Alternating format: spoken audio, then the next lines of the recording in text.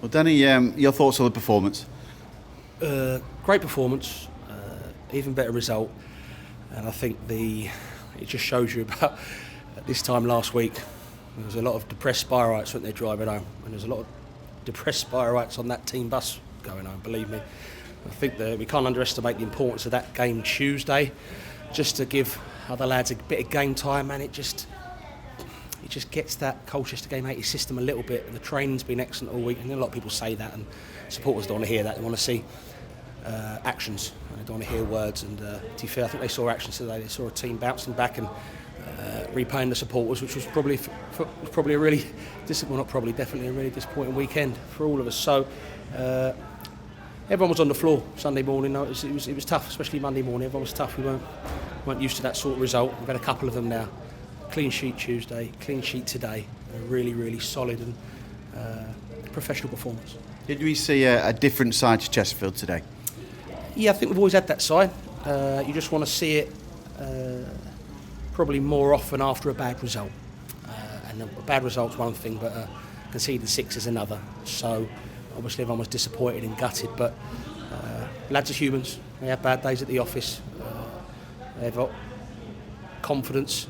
You know, sometimes it's really high, sometimes really low. They're all humans, and I think it wasn't a week of bombasting and slamming and criticising, and that comes from the manager, his experience to go, actually now they need a bit of love, put an arm around them, let's get the encouragement going again, let's get the enthusiasm again, great crowd again, brilliant.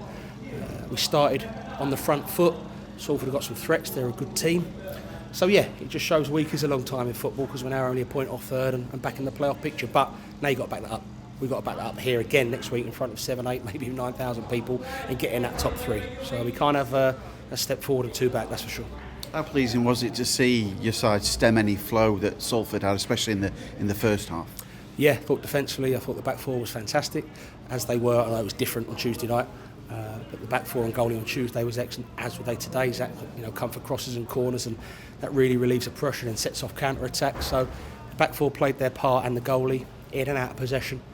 And I thought the fair players grew into the game. Lee Bond, is such a shame he didn't score, because he worked his socks off for the whole game. And when you do that one up front like we do, you need him to do that like Griggy does for us, and like Will Dixon does when he plays.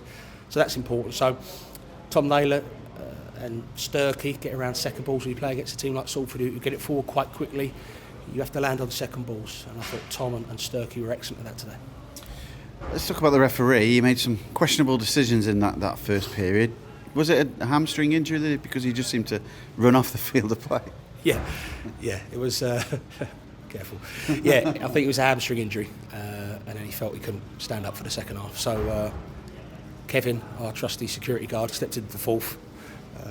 I think he enjoyed the moment, but I think the fourth official stepped on and became the ref and thought had a good game. The only thing I was a bit confused about was the booking for Tom Naylor, because he now misses the next game, and then he can't appeal bookings. But we actually thought it was a bad tackle on him, and suddenly, not only did it go the other way, he got booked. But like I say, it's easier to be less bitter when you get the 3 points.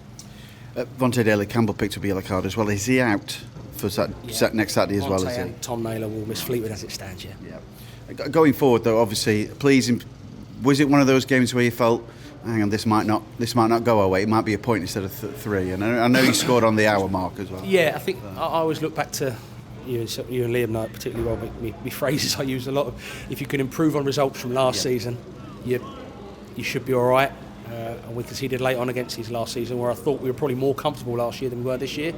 And then they countered from our corner and went and equalised, and maybe they could have won it at the end. So that's an improvement on last season's result, which is massive in our quest to get up in that top 3.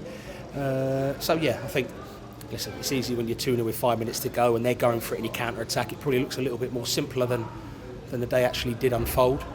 But I think after the second goal, I was saying to Paddy on the bench, we need a second goal because they've got some good players. And I thought especially Lewis Gordon, when Lemay came on, causing threats in the box, didn't dive in, didn't sell himself. The 1v1 defending was particularly very good today across that back line. Yeah, heart in your mouth at the time when Udo hit that shot against the post. I think it was a save, wasn't it, from Hemi? Great save from Zach. And that's what you're getting a good goalie from that in the summer. That Boot makes those saves as well. So like I always say, we've got 2 very good goalies to back up a very good back line, whoever the gaffer chooses to play. Into the top 6 now. It's the first clean sheet since August as well. can you start to see the side sort of gelling and going forward? Because the manager has touched on it, that the fact it is still a work in progress. Yeah, very much so, and there will be more blips. I think the disappointment of, especially the Crew game, Gillingham not so much because we've got our own thoughts on that result, but Crew, even though it was a Virtue Trophy, with all due respect, we had a strong team out.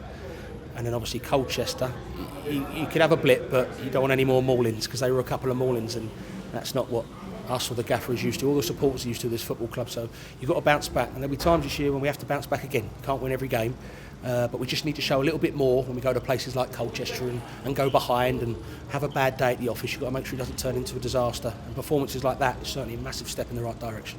There were some crunching tackles out there as well. Has everybody come through unscathed, to your knowledge? Yeah, first time I've seen James Berry do a tackle in 2.5 years, which was fantastic. But he was excellent when he came on, and that's a side of people you need to see. When I talk about going outside your comfort zone, it's James Berry is a flair player, but he's got a bit of grit, and he worked for the team at the end to help us get the clean sheet. Ryan Sturck seemed to pick up a fair challenge on a couple of occasions. Is he okay? Because we're feeling his ankle a little bit. Yeah, he's okay. They're all going to be. There's going to be bumps and bruises and sore legs tomorrow, but believe me, when you get out of bed after a win, it's easier to walk down the stairs than when you've lost.